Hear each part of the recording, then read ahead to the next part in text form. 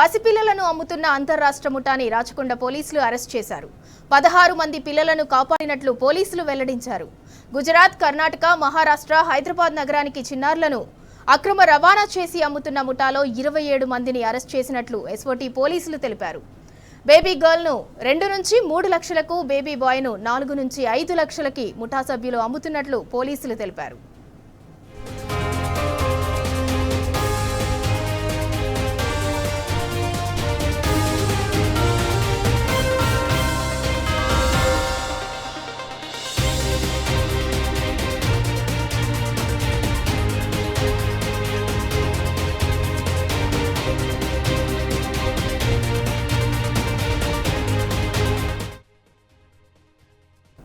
మనము investigation process లో తెలిసినప్పుడు కోల్కతా, చెన్నై లో అమ్మారు, బెంగళూరులో అమ్మారు, మన హైదరాబాద్ లో అమ్మారు, గుంటూరులో కూడా అమ్మారు. ఈ విధంగా అమ్మడం జరిగింది. సో గర్ల్ అంటే 2 lakh రూపీస్ కి వీళ్ళు కొంటున్నారు, అబౌట్ 4 lakh రూపీస్ కి అమ్ముతున్నారు. బాయ్ అంటే 4 lakh రూపీస్ కొంటున్నారు, 6 lakh రూపీస్ కి ఈ బాయ్ ని అమ్మడం జరుగుతుంది.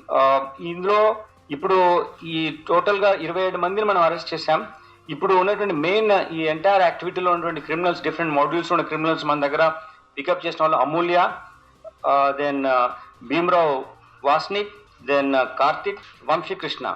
These are the accused who involved in entire racket. Apart from people మహారాష్ట్రలో ఉన్న వాళ్ళు, ప్రవీణ్, వీళ్ళు గ్యాంగ్ కూడా ఉంది, వీళ్ళతో పాటు వీళ్ళు కూడా ఉన్నారు. సో వీళ్ళందరినీ మనం అరెస్ట్ చేశాం. దీంతో ఒక ఇంపార్టెంట్ నెట్వర్క్ మనం బ్రేక్ చేసినట్టు అయింది. దీంట్లో యాక్టివిటీ ఎలా అవుతుందంటే, most of the accused already connected with the medical related profession లో ఉంటున్నారు. చిన్న చిన్న యాక్టివిటీలో సమ్ సూపర్వైజర్ అనో లేకపోతే ఆశా వర్కర్ అనో చెప్పి ఉంటున్నారు. ఇప్పుడు మనం అమూల్య అనే లేడీ ఈ స్పెసిఫిక్ యాక్టివిటీలో ఉన్నటువంటి దీంట్లో మనము అరెస్ట్ చేసి